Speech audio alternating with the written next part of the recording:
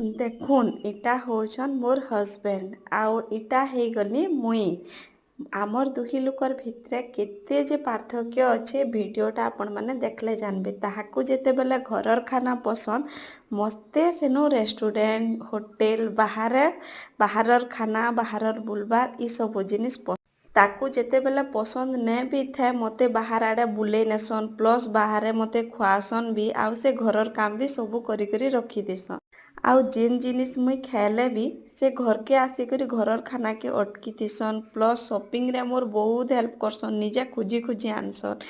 ଆଉ ଇଟା ହେଇଗଲେ ଆମର୍ ଦୁଇଟା ପ୍ରିନ୍ସେସ୍ ଯେନ୍ଟାକି ମାଡ଼ଧର୍ ଲାଗିକରି ବି ଆମେ ଚାରିଜଣ ବୁଲାବୁଲି କରସୁଁ ଲାଇଫ୍କେ ଛୋଟ୍ ମୋଟ୍ ଯେତେ ବି ଜିନିଷ୍ ଛୋଟ୍ ମୋଟ୍ ହେଲା ଆମେ ସେଟାକେ ଏନ୍ଜୟ କରସୁଁ କାଏଁଥିର୍ ଲାଗି ଇ ଟାଇମ୍ଟା ସବୁ ମିଲବା ସମୟଟା ନାଇଁ ମିଲେ। ଦୁହି ଲୁକର ଭିତରେ ଏତେ ଝଗଡ଼ା ହେସି ଯେ ନାଇଁ କହୁନ।